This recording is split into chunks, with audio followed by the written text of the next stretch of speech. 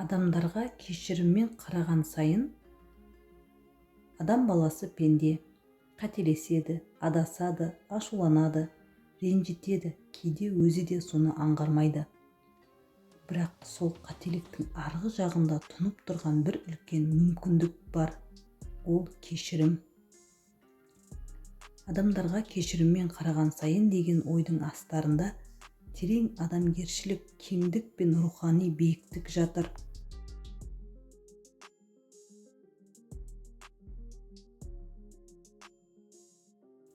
Кешірім әлсіздің емес, мықтының ісі. Өйткені адам ренжіп тұрып, өз ішіндегі ашу мен өкпеге ие бола білуі үлкен парасаттың белгісі. Тек алу оңай, ал кешіру қиын.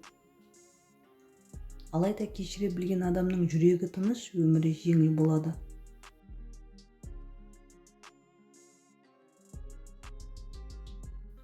Кейде бізді жақындарымыз ренжітеді, олардың сөздері мен әрекеттері жанымызға қатты батады. Бірақ дәл сол сәтте олардың да адам екенін, олардың да күйзеліс пен шаршаудан ада емес екенін түсіне алсақ, жүрегіміз жұмсарады. Кешірім тек олар үшін емес, өзіміз үшін де қажет. Ол жанымызға тыныштық беретін ем.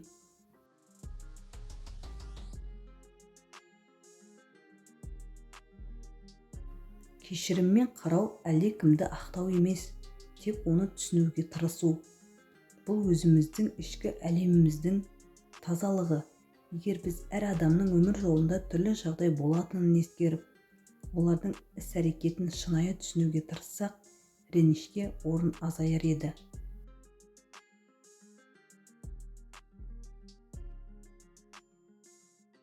Кешіріммен қарай алған адам үлкен жүректі адам.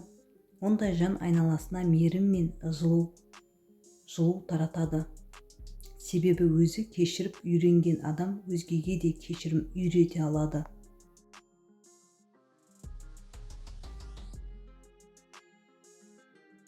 Қазақта кешіре білмеген, кемеліне жетпеген деген сөз бар.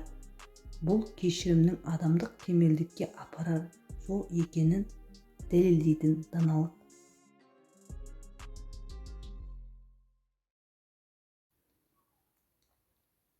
Адамдарға кешіріммен қарау рухани кемелдікке бастайтын жол.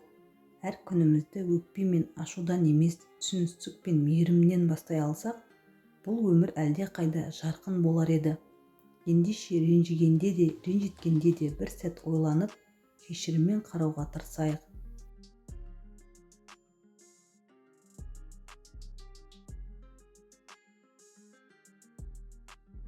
Адам болмысының ең асыл қасиеттерінің бірі өз қадірін білу, ар-намысты сақтау.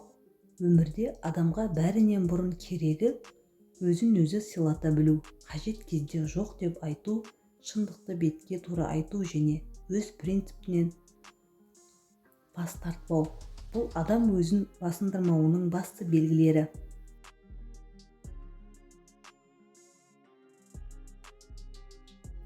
Басыну біреудің айтқанын екі етпей орындап, әділетсіздікке көз жұма қарау емес. Ол өзіңнің шекараңды бұзып, өзгелерге өз өміріңді басқаруға рұқсат беру. Ал мұндай жағдайда адам бірте-бірте өз қадірін жоғалтады. Айналасындағылар да оны сыйлаудан қалады. Сол себепті әр адам өз қадірін, өз ұстанымын қорғай білуі керек.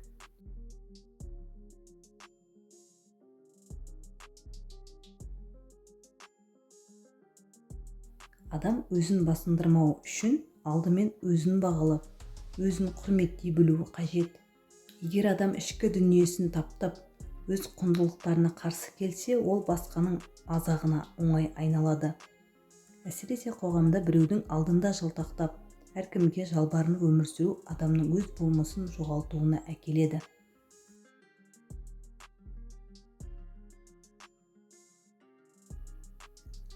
Басындырмау бұл міндетті түрде дауласу, қарсы шығу деген сөз емес. Ол сабырлы түрде өз пікіріңді қорғау, әділетсіздікке төзбейтін мінез қалыптастыру. Бұл рухани мықтылықтың, өзіне сенімділіктің белгісі.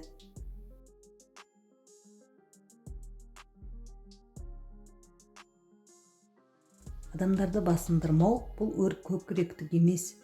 Бұл адамның өзін сыйлауы, өз қадірін жоғалтпауға деген талпынысы.